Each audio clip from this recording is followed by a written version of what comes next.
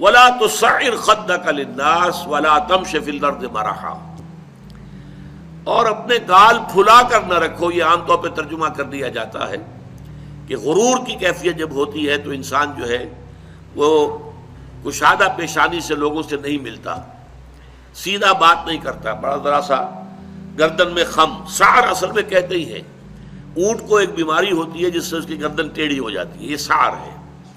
تو جس کو ہم اپنی زبان میں کہتے ہیں کج روخی. ایک آدمی آپ سے بات کرنا چاہتا ہے، آپ اس سے فیس نہیں کر رہے، اسے ذرا یوں کر کے بات کر رہے ہیں، گویا کہ براہ راست اسے ایڈریس کرنا، یہ اپنے مقام سے آپ بڑا فروغ سمجھتے ہیں کہ یہ تو نیچے ہے، میرا مقام بہت بلند ہے. اسی طرح یہ جو کج کولاہی ہوتی ہے، کلاہ جو ہے وہ ذرا ٹیڑھا ہو، ٹوپی جو ہے وہ ٹیڑھی ہو سر کے اوپر، تو یہ کج روخی اور کج کلاہی یہ تمام چیزیں جو ہیں یہ ولا تصعر خدک للناس. جب کسی انسان کو خیر کی توفیق مل جاتی ہے، بھلائی کی توفیق مل جاتی ہے، جب وہ فطرت کے راستے پر چل رہا ہے اور نیکی کے راستے پر چل رہا ہے، تو اب سب سے بڑا خطرہ جو اسے لاحق ہو جاتا ہے، شیطان جو ہے اس کے لیے سب سے بڑا گڑھا جو کھودتا ہے جس میں کہ وہ گرا سکتا ہے اس کو، اگر انسان جو ہے چوکس اور چوکن نہ ہو، تو وہ یہ کہ غرور پیدا ہو جائے، زوم پیدا ہو جائے اپنی نیکی پر، اپنے تقوی پر، اپنی بھلائیوں پر، اپنی عبادت گزاری پر. اگر زوم پیدا ہو گیا and you look down upon the others, دوسروں کو آپ بنظر استحقار دیکھنے لگے، تو آپ کی ساری اچیومنٹس زیرو سے ضرب کھا کر زیرو ہو جائے گی، گون ود دی ونڈ، ختم. اس لیے یہ بہت بڑی بات ہے. حدیث میں آیا ہے لن يدخل الجنہ من کان فی قلبہ مثقال ذرۃ من کبر.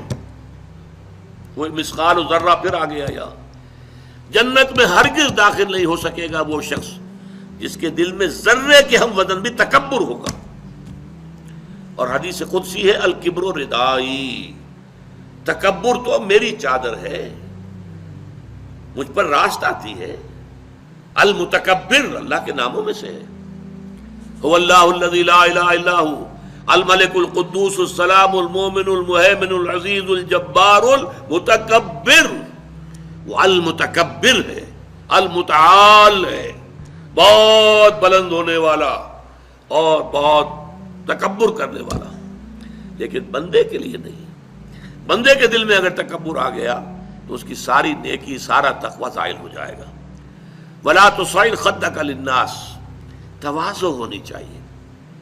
شیخ سعدی نے بڑی خوبصورت اس کے لیے مثال دی ہے. درخت ہے، آم کا درخت ہے، امرود کا درخت ہے، انار کا ہے، سنترے کا ہے.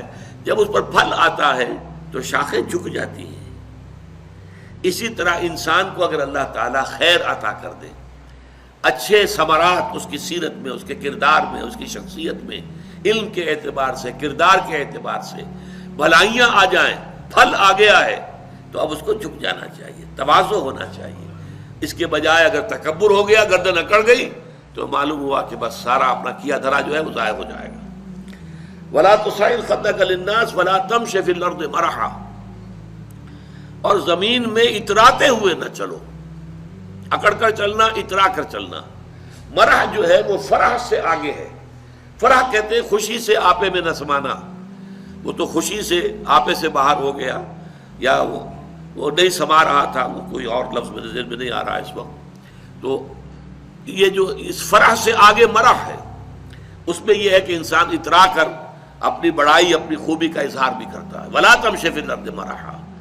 اب آپ دیکھیں گے کہ یہ مضامین جو ہے قرآن مجید میں ان کی اہمیت کا اندازہ اس سے ہوگا. سورہ بنی اسرائیل کے 4 رکوع میں بھی آئے ہیں، ولا تمش فی الارض مرحا، زمین میں اکڑ کر مت چلو، یہ وہاں بھی آیا ہے. اسی طریقے سے اور دوسرے مقامات پر سورہ الفرقان کے آخری رکوع میں بھی آیا ہے، وعباد الرحمن الذین یمشون علی الارض ہونا. اللہ کے نیک بندے تو وہ ہیں جو زمین پر چلتے ہیں تو آہستگی کے ساتھ چلتے ہیں. وہ زور سے قدم مار کر نہیں چلتے، گردن اکھاڑ کر نہیں چلتے، گردن اکڑا کر نہیں چلتے. اور گردن بھی اکڑی ہوئی ہو اور سر کے اوپر ایک جو ہے صافہ، اس کا ترا بھی جو ہے وہ بڑا اونچا کر لیا گیا، تو اس سے کیا ہوتا ہے؟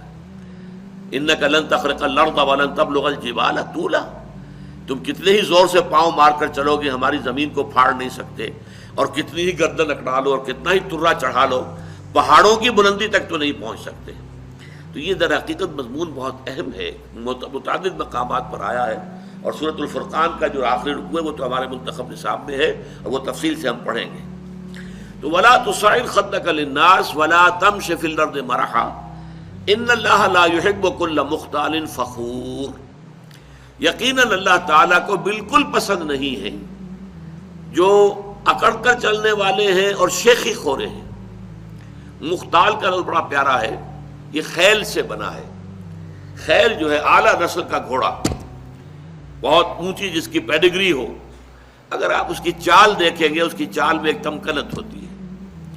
جب انسان اپنی چال میں یہی تمکنت اختیار کرتا ہے تو یہ اختیال ہے، گویا کہ خیل کا سا انداز اختیار کرنا اپنے چلنے میں، خیل سے باب افتعال بنا اختیال۔ تو اللہ تعالیٰ کو بالکل پسند نہیں ہے کل مختال فخور، فخر کرنے والے۔